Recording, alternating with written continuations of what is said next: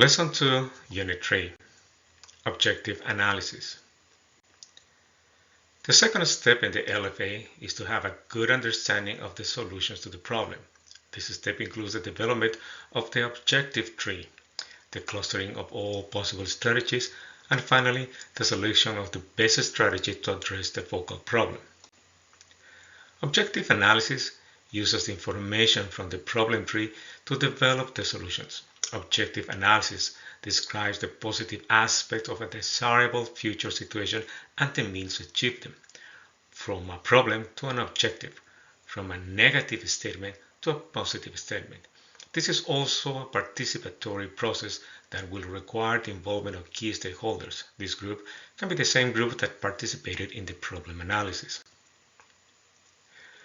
The group will reformulate all negative situations of the problem analysis into positive situations that are desirable and realistically achievable.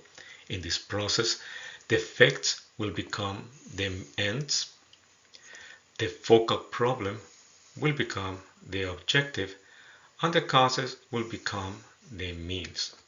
The problem tree is transformed into the objective tree.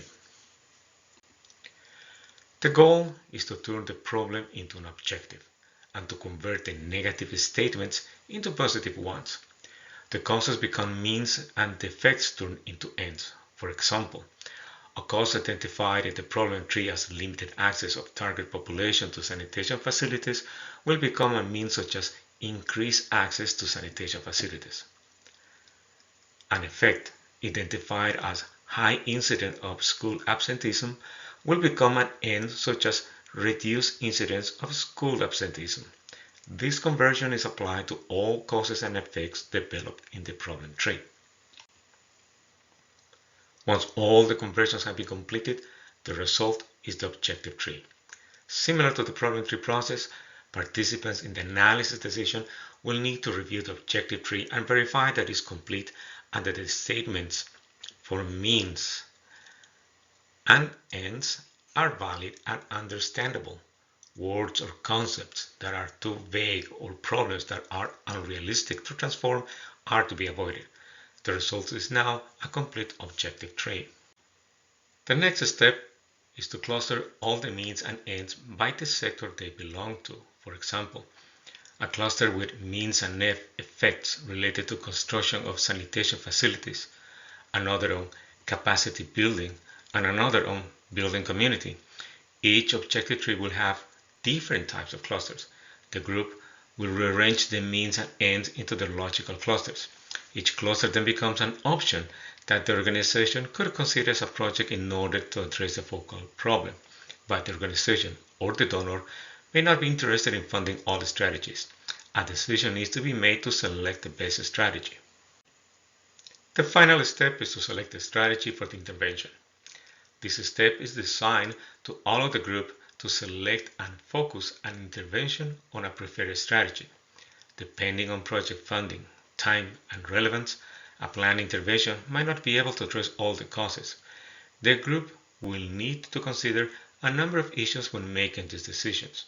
Typical questions that can be asked in this step include: can the organization address all the problems? Are other organizations working on similar solutions? And which strategies within the focus and capacity of the organization? This step can be difficult and challenging, as it involves making a complex judgment about the best implementation strategy to pursue. To help the group in this process, the use of a selection criteria can facilitate the prioritization of each strategy and make a final decision.